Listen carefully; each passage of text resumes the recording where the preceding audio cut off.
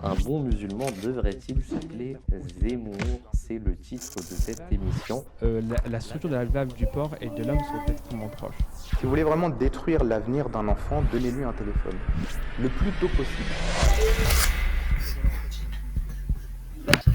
Salam alaikum, bienvenue pour cette nouvelle émission. J'ai avec moi deux personnes qui vont interagir et nous expliquer un peu ce pan important de l'histoire de la vie du saint prophète sallallahu alayhi wa sallam depuis le voyage à Hudaybiya jusqu'au traité de Hudaybiya qui porte son nom. On va traiter aujourd'hui cette période importante qui précède le premier pèlerinage à la Mecque des musulmans après leur départ à Médine. J'ai avec moi Samir Saïb. Assalamu alaikum, merci d'être avec nous. Wa alaikum salam wa rahmatullahi wa barakatuh. Merci d'être avec nous. Et j'ai aussi avec nous depuis le Canada, Sajid Saïb. Assalamu alaikum, merci aussi d'être là. Wa alaikum salam wa rahmatullahi wa barakatuh. Jazakallah. Donc, est-ce qu'on peut recontextualiser un peu cette période? C'est après l'exode, le premier exode de la Mecque jusqu'à Médine. Il n'y a pas encore eu toutes les guerres de religion, dont les premières guerres donc, où les Mécois ont attaqué la Médine. Donc, quelle était la relation des musulmans avec la Mecque après leur exode? Est-ce qu'ils pensaient à y retourner? Est-ce qu'ils avaient reçu des instructions divines à propos de ça?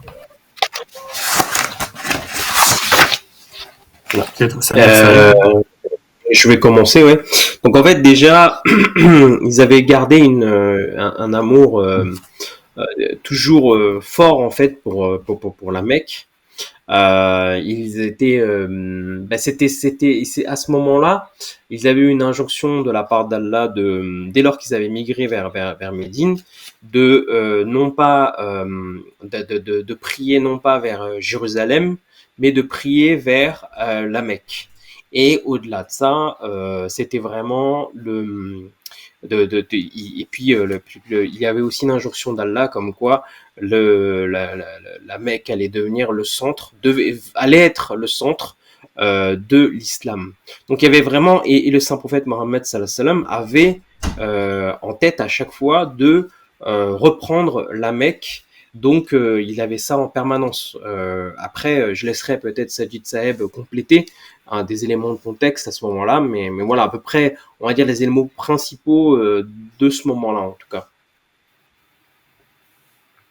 D'accord, jazakallah. Justement, est-ce qu'il y avait eu, avant le rêve dont on va parler, est-ce qu'il y avait eu des instructions divines par rapport à un retour à la Mecque? Est-ce qu'on savait quelque chose au travers du saint prophète sallallahu alayhi wa sallam?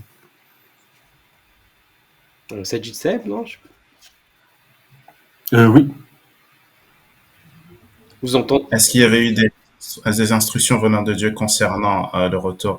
Bon, dans la sourate Al-Baqarah, qui est le deuxième chapitre contenu dans le Saint-Coran, il existe un passage où le Saint-Prophète Muhammad sallallahu alayhi wa sallam, où il est dit que le Saint-Prophète Muhammad sallallahu alayhi wa sallam tourne sa tête vers le ciel et se demande quand est-ce que Allah subhanahu wa ta'ala permettra aux musulmans d'effectuer leur grand retour à la Mecque et à la Kaaba, et pourquoi en particulier la Mecque? Eh bien, dans la sourate Al Imran, 3e chapitre du Saint-Coran, Allah déclare Inna awwala baytin wudi'a lin-nasi lallati bi Bakka mubarakan wa hudan lil alamin, à savoir que la Baytullah, la Kaaba, située à Mecca, ou à la Mecque plutôt, est la première maison construite par Allah subhanahu wa ta'ala pour sa personne, pour faire valoir les mérites et les excellences de sa religion et pour établir le monothéisme, l'unicité de Dieu dans le monde. Donc, le saint prophète Muhammad sallallahu alayhi wa sallam, qui est venu dans une manière de parler en tant qu'une manifestation de l'unicité de Dieu, dont le message et la mission avaient pour objectif suprême d'établir l'unicité de Dieu sur la surface du globe, il était indubitable et inexorable que ce prophète de Dieu prenne sous son contrôle la Mecque afin d'initier un processus de reviviscence de l'unicité de Dieu au sein de la planète et pour des temps indéfinis. C'est pour cette raison en particulier qu'il était aussi important pour le messager d'Allah sallallahu alayhi wa sallam de prendre sous son égide cet endroit, à savoir la mer. Et justement, durant cette période, le saint prophète, sallallahu alayhi wa sallam, il a fait un rêve. Est-ce qu'on peut parler un tout petit peu du contenu de ce rêve et de l'interprétation qui a été faite par le prophète, sallallahu alayhi wa sallam? Peut-être Sajid, pour continuer. Oui, la première chose que j'aimerais mentionner à propos de ce rêve, donc avant même de mentionner ce rêve, ce qu'il faut comprendre, c'est qu'en tant que musulman qui croit fermement dans l'origine divine du Saint-Coran, c'est-à-dire que nous croyons que le Saint-Coran est un livre révélé par Dieu, Allah subhanahu wa ta'ala, nous croyons également à la lumière de ce qui est écrit dans la sourate Al-Hijr, le 15e chapitre du Saint-Coran, Inna nahnu nazzalna dhikra wa inna lahu lahafidhun, que c'est moi, Allah, qui a révélé cette exhortation et c'est très certainement moi, Allah, qui s'attellera à la tâche consistant à préserver cette exhortation. Nous croyons que le Saint-Coran est un livre, est un document dont la promesse de préservation a été effectuée par Allah subhanahu wa ta'ala lui-même, c'est-à-dire que le Saint-Coran est un document historique écrit durant le vivant même du Saint-Prophète Muhammad sallallahu alayhi wa sallam, un document qui non seulement contient des instructions et des injonctions se rapportant à la manière de vie ou au mode de vie du musulman, mais un document qui élabore sur divers aspects et diverses facettes de la vie bénie du Saint-Prophète Muhammad sallallahu alayhi wa sallam. Ceci est pour dire que le Saint-Coran est le document historique le plus fiable pour analyser et étudier la vie bénie du messager d'Allah sallallahu alayhi wa sallam, le fondateur de l'islam. Pourquoi je vous dis cela? Parce que l'histoire de ce rêve est mentionnée en de très brefs termes dans le Saint-Coran, chapitre 48, sourate Al-Fath, verset 28. Allah déclare: Laqad sadaqa Allahu rasulahu ar-ru'ya bil haqq la tadkhulunna al-masjid al-harama insha Allahu aminin. Allah déclare assurément, Allah a réalisé clairement la vision, ru'ya, pour son messager. Vous entrerez certainement dans la sainte mosquée Masjid al-Haram, si Allah le veut, en toute sécurité. Donc, dans ce verset du Saint-Coran, Allah subhanahu wa ta'ala nous parle d'un ru'ya, d'une vision qu'avait fait le Saint-Prophète Muhammad sallallahu alayhi wa sallam concernant une éventuelle entrée dans la sainte mosquée dans un état de sécurité. Premièrement, comment savons-nous que cette vision, que ce ru'ya dénote un rêve? Eh bien, lorsque l'on s'attelle à une étude des biographies du Saint-Prophète Muhammad sallallahu alayhi wa sallam et des commentaires des biographies du Saint-Prophète Muhammad sallallahu alayhi wa sallam, nous trouvons plusieurs passages qui explicitent ce qui signifie ru'ya dans ce contexte précis. Par exemple, sur la page 180 du 3e volume du commentaire du Mawahib la-Dunya, il est écrit, je vous cite en arabe, Kharaja alayhi salatu wassalam, le saint prophète est sorti en direction de Hudaybiyah, li'annahu ra'a fi manamihi annahu dakhala al-bayt, c'est-à-dire que le saint prophète Muhammad sallallahu alayhi wa sallam est sorti pour quelle raison? Parce que il avait vu dans son manam, dans son sommeil, un rêve qui indiquait qu'il allait partir en direction de Hudaybiyah. Une deuxième chose que j'aimerais mentionner et qui revêt d'une importance singulière ici, qu'est-ce que le Saint-Prophète Muhammad sallallahu alayhi wa sallam a vu dans ce rêve? Cette information, à savoir le contenu de ce rêve, est mentionnée dans plusieurs différents livres qui élaborent sur différentes facettes et différents aspects de ce que le messager d'Allah sallallahu alayhi wa sallam a vu dans cette révélation venant de Dieu. Par exemple, nous lisons dans le Tafsir al-Tabari, écrit au 8e siècle, sous l'exégèse du verset 27 de la sourate 48, Ra'a Rasulullah sallallahu alayhi wa sallam annahu yatufu bil bayti wa ashabuhu, c'est-à-dire que le saint prophète Muhammad sallallahu alayhi wa sallam, non seulement a-t-il vu qu'il partait en direction de la Masjid al-Haram, il a également vu qu'il faisait le tour, la circumambulation, si vous voulez en arabe, la tawaf de la maison d'Allah. Il y a un autre passage tiré d'une biographie du prophète Muhammad sallallahu alayhi wa sallam, le Tarikh al-Khamis, qui mentionne des faits additionnels que l'on ne trouve pas dans d'autres biographies du messager d'Allah. Et ce passage nous dit: wa sabab hazihi al-ghazwa annahu c'est-à-dire le saint sallallahu alayhi wa sallam, أري رسول الله صلى الله عليه وسلم في المنام بالمدينة قبل أن يخرجوا إلى الهديبية أنه دخل وأصحابه المسجد الحرام وأخذ مفتاح Al-Kaaba, c'est-à-dire que le saint prophète Mohammed sallallahu alayhi wa sallam avait vu dans un rêve antérieurement à son départ pour Hudaybiyah qu'il entrait dans la mosquée sacrée et qu'il avait pris de ses mains ou de sa main les clés de la Kaaba, après quoi il a accompli le pèlerinage à la Mecque. Donc ceci était, je viens de vous présenter quelques détails à propos, premièrement, de ce rêve et en particulier de ce que le saint prophète sallallahu alayhi wa sallam a vu dans son rêve à la lumière des biographies du saint prophète sallallahu alayhi wa sallam et des exégèses du Saint-Livre. Moi, j'aimerais juste rajouter quelques éléments de contexte, en fait, même s'il y a beaucoup de choses qui ont été dites. C'est qu'en fait, on était en période d'Okada, en fait, qui était une période sainte. Donc pendant 4 mois où il n'y avait pas de guerre, où il n'y avait pas d'armes, en tout cas il n'y avait pas de guerre pendant cette période-là, mais c'était la période idéale pour faire un pèlerinage.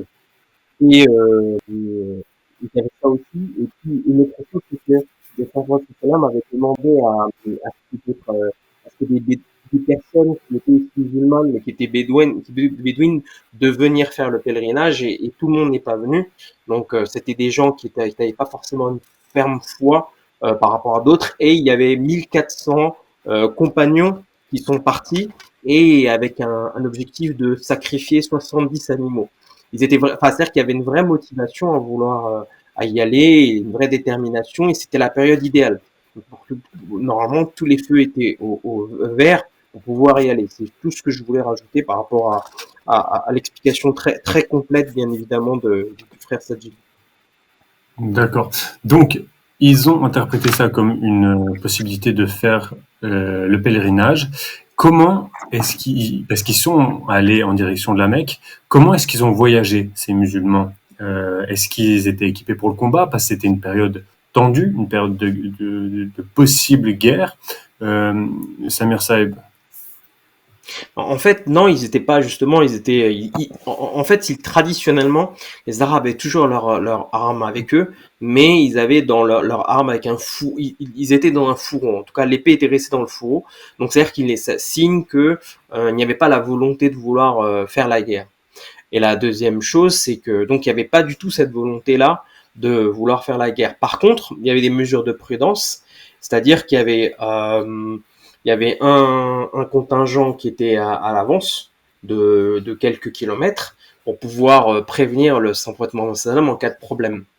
Donc non, ils n'étaient pas du tout, au contraire, ils n'étaient pas du tout dans une volonté de vouloir faire la guerre. D'accord. Donc, ils ont voyagé jusqu'à un endroit, peut-être vous m'en direz plus, qui s'appelle Hudaybiyah. Et là, à partir de cet endroit qui est à proximité de la Mecque, on a pu commencer avec les Mécois à créer un traité. Ça, puisqu'il y avait quand même des tensions, c'était une période de tension entre les deux clans, et il fallait créer un traité pour se mettre d'accord aussi. Est-ce qu'il était possible aux musulmans, qui n'étaient pas admis à la Mecque à l'époque, de performer le pèlerinage? Saïd, est-ce que vous pourriez éclaircir un peu tout ça? Pouvez-vous me répéter la dernière partie de la question, s'il vous plaît? Oui. Donc, juste peut-être recontextualiser juste sur le premier lien, on va dire, comment est-ce qu'ils ont pensé quand les musulmans sont arrivés à proximité de la Mecque, quelle a été des Mécois, et qu'est-ce qui a débouché sur le traité d'Hudaybiyah?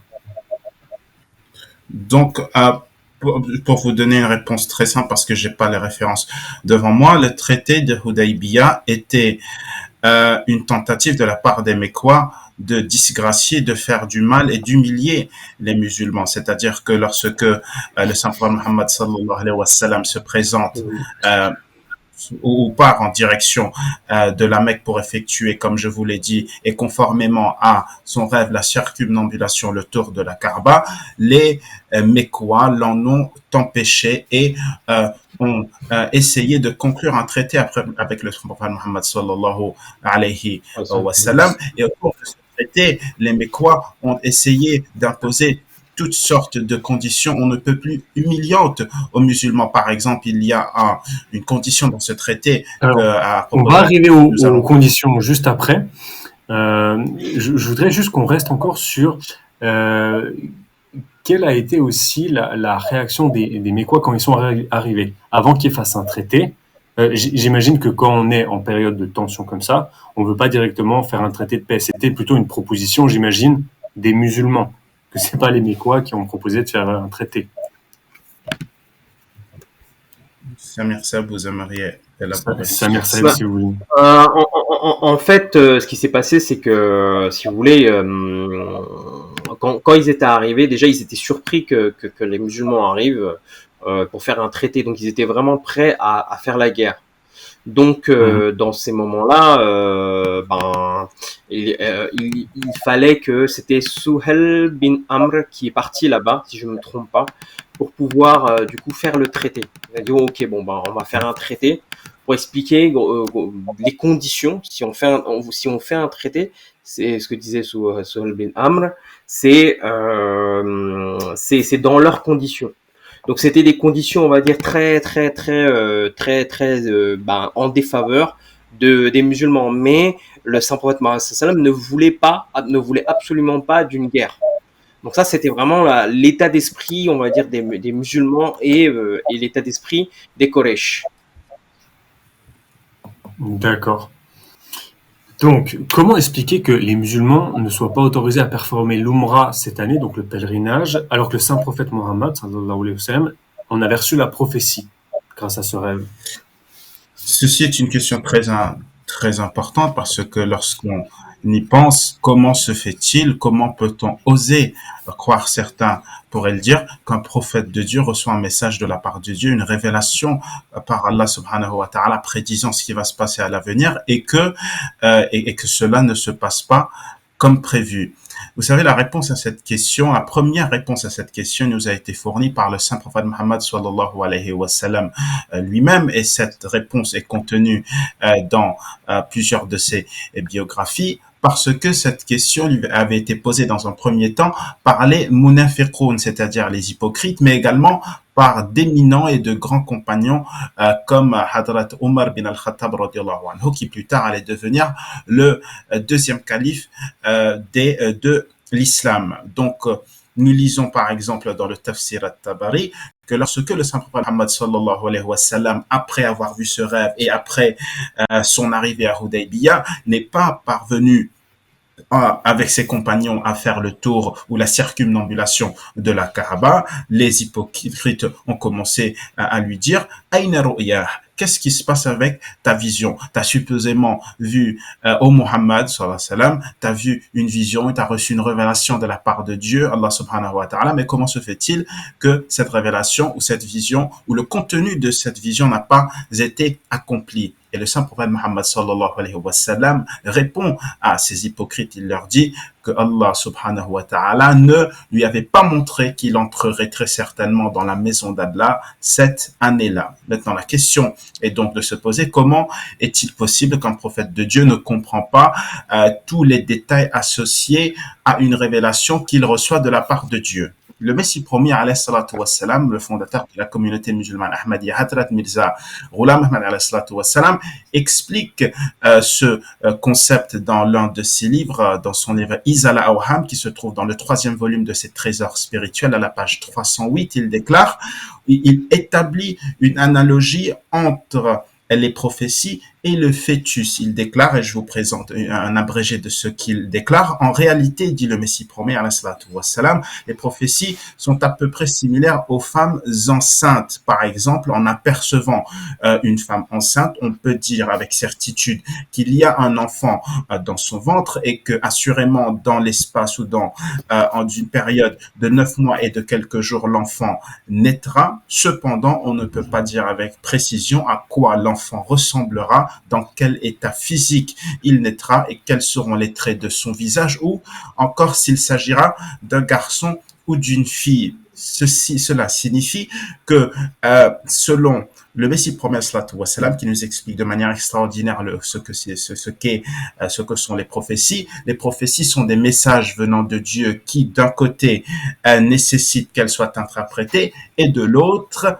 tous les détails et toutes les conditions associées à ces prophéties ne sont pas nécessairement divulguées à son récipiendaire. Et l'objectif d'un tel exercice est souvent de tester la foi des suivants et d'évaluer leur niveau de sincérité. Dans son livre Haqiqatul Wahi, publié en 1905, le Messie promet, alayhi salatu wassalam, présente plusieurs exemples où le saint prophète Mohammed sallallahu alayhi wa sallam avait reçu des rêves dont il n'avait pas compris immédiatement la signification. Par exemple, il existe un verset du Saint-Coran, un verset prophétique, un verset faisant allusion à ce qui allait se passer dans un futur proche, chapitre 54, verset 46, qui dit « Sayuhzamul jam'u wa yuwalluna ad-dubur » La traduction est « Les armées seront bientôt mises en déroute et elles fuiront ». Et quand vous lisez l'histoire, vous trouverez que la pleine signification de ce verset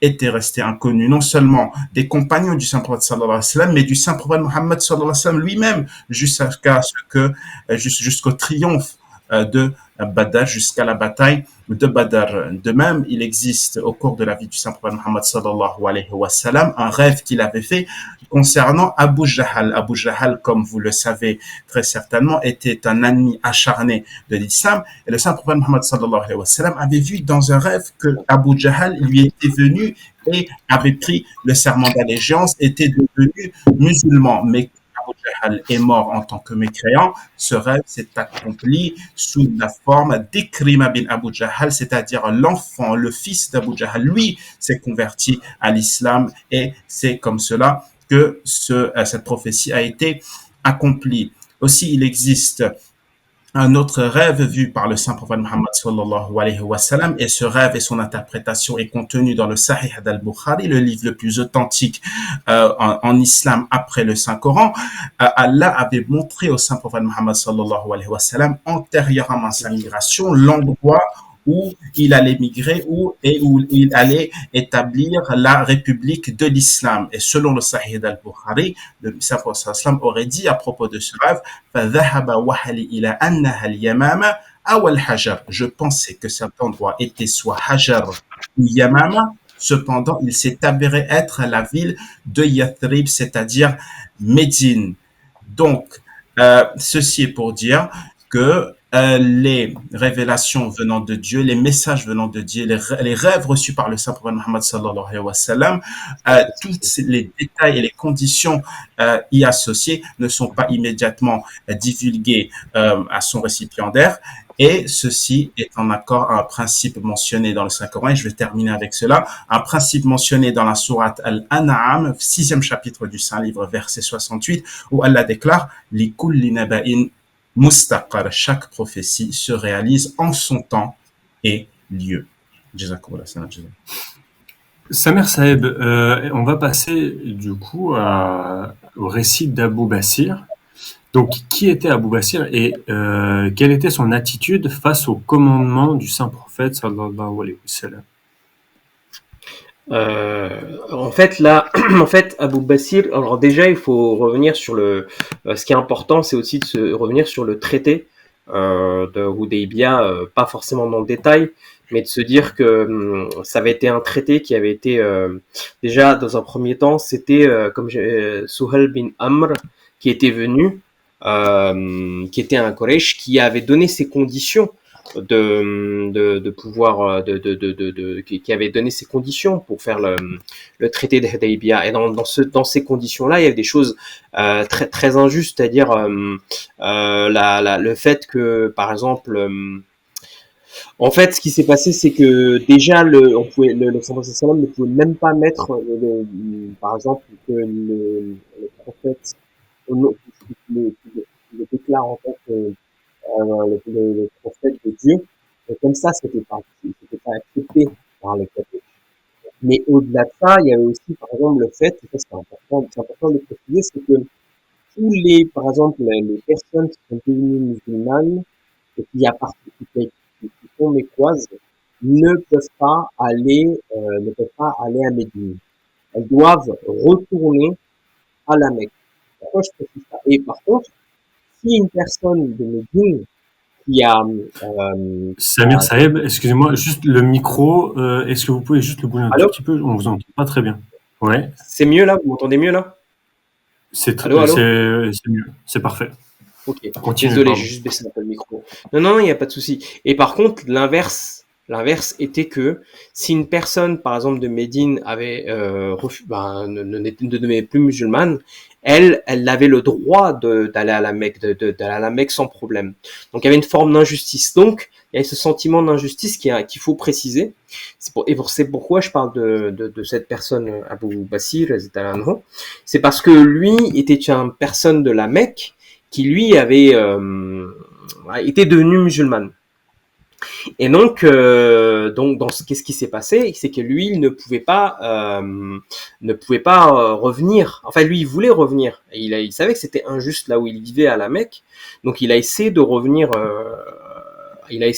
À devenir à Médine, mais le saint prophète Mohammed sallam a dit non. Il y a un traité qui a eu lieu. Et tu ne peux pas venir et vivre ici. Mais il a dit oui, mais non, mais moi je ne peux pas rester avec ces gens-là. Il a dit non, tu dois quand même repartir. Donc il est parti avec ces personnes-là, mais et quand il a voulu repartir, quand il est parti, quand ces gens de la Mecque sont venus le récupérer, et ben il a tué une des personnes qui était et après il y en a une autre qui est venue la récupérer. Et donc au moment quand Abu Basir justement s'est enfui, il pensait qu'il allait avoir on va dire la possibilité de pouvoir rester à Médine, mais le prophète sallam a dit non, tu ne peux pas. Donc en fait, je vais citer la référence par rapport à ça. C'est important et je vais la réciter cette référence là pour que tout le monde soit au fait. En fait, ce qui est dit, c'est par exemple ce que le Saint Prophète sallam a dit malheur à sa mère. Donc dans l'idiome arabe, ces mots sont utilisés pour faire des reproches ou exprimer l'étonnement.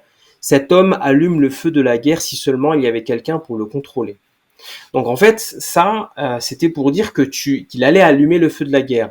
Donc il a été, le Saint Prophète sallam respectait de manière très stricte le traité. Donc il a vraiment été fidèle. Il a dit à ce famille Abu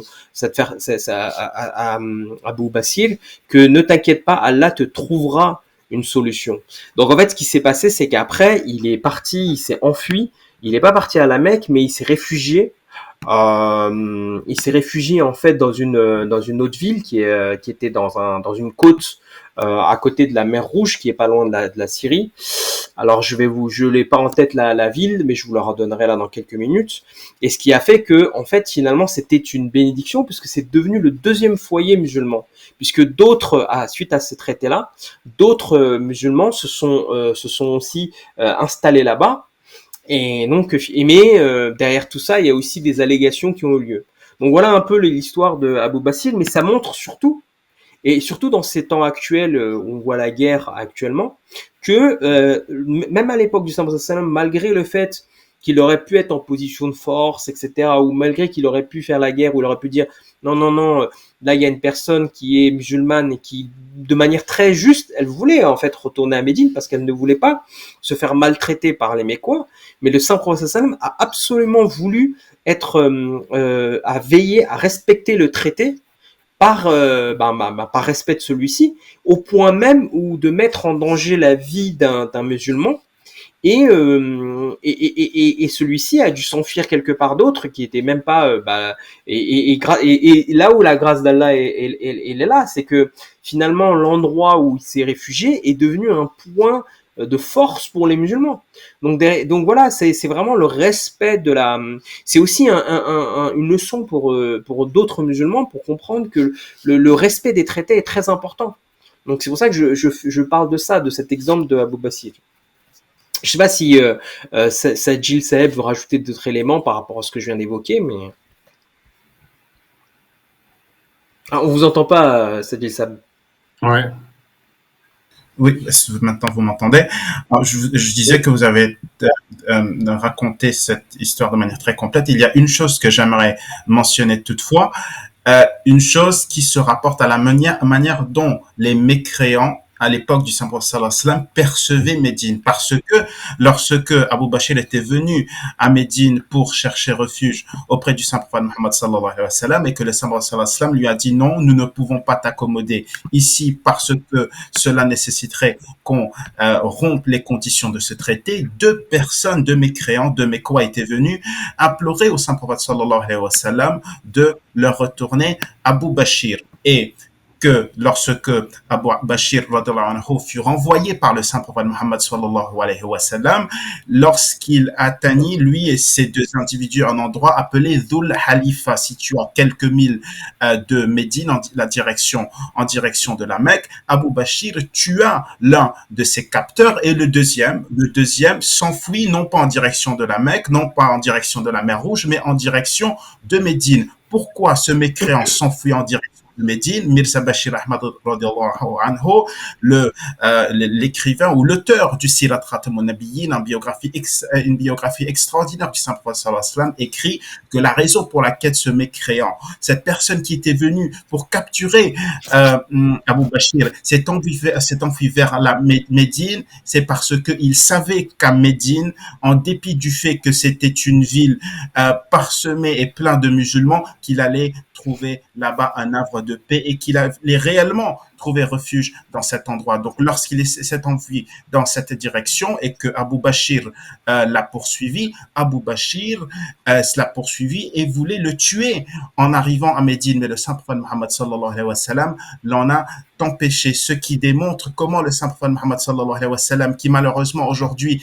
13 siècles après sa venue et après sa mort, est sujet à autant de critiques et qui fait l'objet de tant d'accusations infâmes par les mécréants, ce même Muhammad sallallahu alayhi wa sallam était le meilleur d'entre les gens à ne pas violer les conditions des traités et à garantir les droits inaliénables, même de ceux qui lui ont fait du mal à lui et à ses compagnons. Donc, ce qui se passe par la suite, c'est que Abu Bashir, au lieu de retourner à la Mecque, où il prévoyait non seulement une mort physique, mais également une mort spirituelle, Abu Bashir partit s'installer à un endroit appelé Sayful Bahar, situé sur la côte de la mer Rouge, et que peu de temps après, comme l'a brièvement mentionné Samir Saheb, une république musulmane fut établie à Sayful Bahar, qui d'un côté était sous l'égide spirituelle du Saint Prophète Muhammad sallallahu alayhi wa sallam, mais qui d'un point de vue de la politique constituait un État, une entité indépendante. Et que une autre chose que j'aimerais mentionner juste pour compléter cette petite histoire, l'accord du traité de Hudaybiyah, ou les tentatives des mécréants au cours du traité de Hudaybiyah d'imposer des conditions humiliantes aux musulmans, ont finalement retourné contre eux, parce que désormais les mécréants, les Quraysh de la Mecque, se sont retrouvés face à non pas une république musulmane, mais à deux républiques musulmanes, dont la deuxième constituée de personnes comme Abu Jandar et Abu Bashir qui se souvenaient de tout le mal qui leur avait été fait par les mécréants, étaient revigorés et avaient une passion extrêmement zélée et qui constituait vraiment un obstacle puissant aux mécréants et à leur tentative de mettre fin à l'islam. Et j'aimerais raconter une dernière anecdote par rapport à ça, c'est que jusqu'à la fin, Abu Bashir avait respecté le fait de ne pas aller à Médine, et dès que le traité a été modifié, comme quoi les musulmans pouvaient revenir à Médine, c'était un leader, Abu Bashir, c'est qu'à la fin, juste avant sa mort, il a reçu la lettre comme quoi il pouvait revenir à Médine, et il a pleuré d'émotion parce qu'il voulait revenir à Médine, et c'est juste avant sa mort, donc mais c'est pour montrer la fidélité qu'il avait eue par rapport au traité aussi, le fameux Abu Bashir. Mais ce que je trouve fou surtout, c'est que c'est les Mécois, dites-moi si je me trompe, c'est les Mécois eux-mêmes qui ont voulu rompre le traité changer cette partie du traité, où est-ce que les musulmans n'osaient pas, qui venaient de la Mecque, devaient être renvoyés à la Mecque. Ils voulaient justement enlever cette ligne que eux avaient mis pour pouvoir intégrer cette nouvelle république musulmane à Médine, parce que à Médine, il serait contrôlé par le Saint Prophète sallallahu alayhi wa sallam, où les Mécois savaient qu'il était paisible et qu'il ne viendrait pas faire des attaques, alors que cette nouvelle république musulmane pouvait leur faire peur potentiellement pour leur caravane. Donc je trouve magnifique aussi que ce soit les mêmes personnes qui aient écrit des conditions humiliantes pour les musulmans qui viennent demander de l'enlever. Je trouve que c'est magnifique. Exactement. Et je voudrais juste terminer. On a quand même des accusations qui sont... qu'est-ce qu'on reproche au saint prophète sallallahu alayhi wa sallam sur cet épisode, sur du coup l'épisode du traité d'Hudaybiyah, et comment est-ce que nous, en tant que musulmans ahmadis, on peut y répondre? Peut-être Sajid Saïd. Oui, donc il existe deux allégations qui ont été souvent mentionnées, qui ont souvent été émises par les écrivains chrétiens en particulier au sujet du traité de Hudaybiyah. La première allégation, une allégation extrêmement, je dirais, bizarre, qui dit que le saint prophète Mohammed sallallahu alayhi wa sallam n'aurait pas dû exclure les femmes pour des conditions du traité de Hudaybiyah, c'est-à-dire que l'objection est que le saint prophète Mohammed sallallahu alayhi wa sallam aurait dû retourner les femmes à la Mecque où elles seraient soumises à de la torture et à la mort, c'est-à-dire ces mêmes chrétiens et ces mêmes opposants de l'islam qui aujourd'hui n'auraient pas à être les porte-étendards des droits de la femme, disent non, que le saint prophète sallallahu alayhi wa sallam n'aurait pas dû préserver les droits et la vie de ces pieuses femmes et qu'il aurait dû les envoyer à la Mecque où elles allaient être soumises à des traitements, à un traitement des plus tortueux des mains des mécréants Qurayshites. Bon, cette allégation, premièrement, est soulevée aujourd'hui, 13 siècles après la mort du saint prophète Mohammed sallallahu alayhi wa sallam, à savoir qu'il aurait violé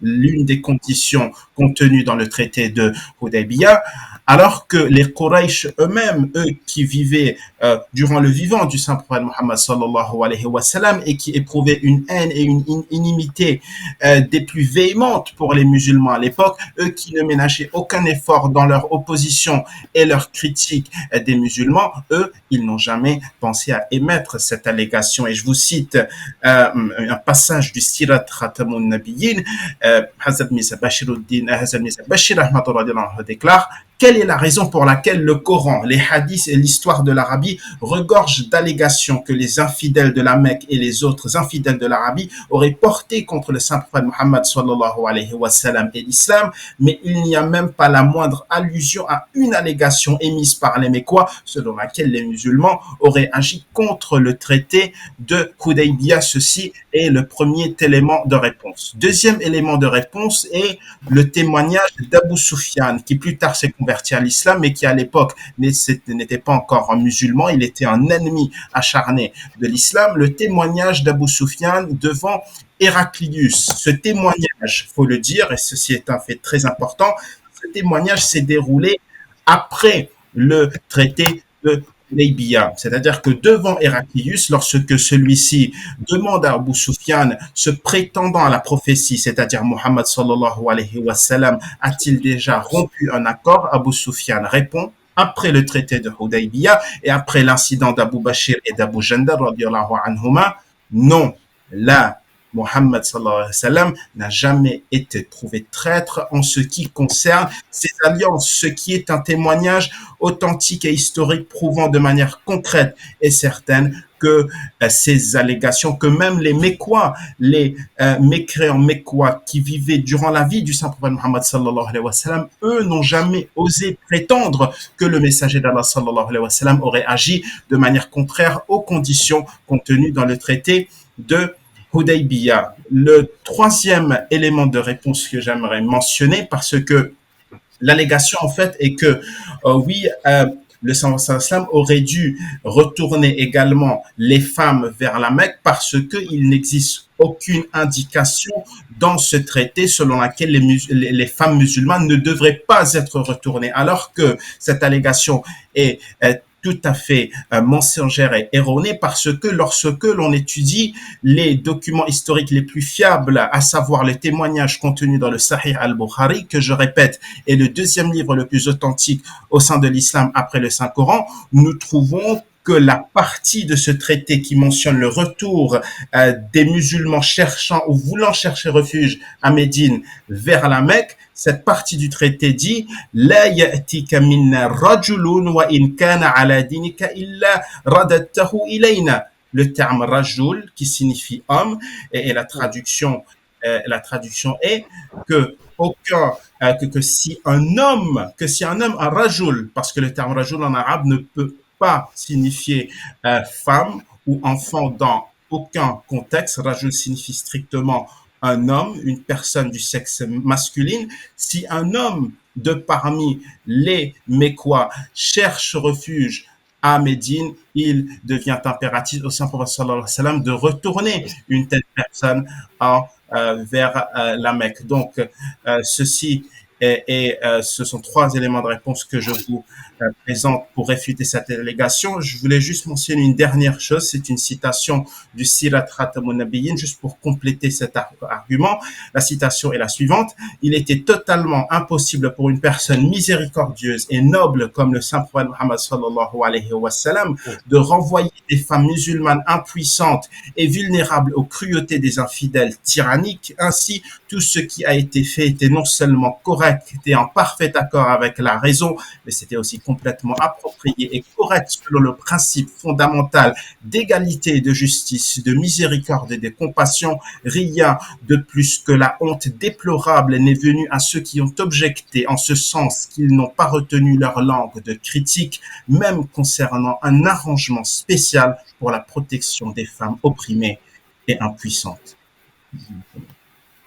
J'aimerais juste rajouter un élément par rapport, enfin un élément, mais tout est très clair, hein, mais c'est juste dire que quand on regarde tous ces éléments de manière très détaillée et très factuelle, et Jazakallah, Sajid Saeb d'avoir précisé autant d'éléments, en fait, on voit quand c'est un exemple. En fait, souvent, l'islam est critiqué pour, voilà, qui est indiqué comme quoi c'est une religion guerrière, etc. Alors parce que le Saint sallam voilà, il y a eu des guerres, etc. Et donc à chaque fois on a pris le temps durant nos différentes émissions pour expliquer les raisons pourquoi il y a eu ces guerres-là. Et là, on rentre vraiment dans le détail d'un traité, et un traité qui était injuste. Et donc, on voit bien comment ce traité a été respecté, comment de manière ferme, même dans un cadre injuste, et la manière dont le Saint-Prophète sallam a protégé les civils qui étaient dans son giron. Et c'est un exemple que normalement tous les musulmans, tous les dirigeants musulmans doivent suivre et considérer comme étant musulmans, comme étant des frères, à suivre et à toujours vouloir plutôt la paix que une guerre pour X ou Y raison.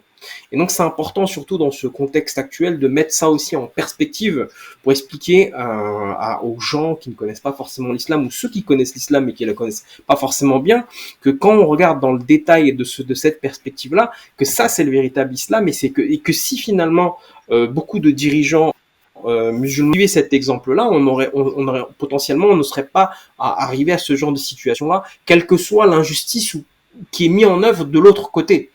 Donc ça, je voulais aussi le mettre en perspective parce que c'est important de le souligner. Hein.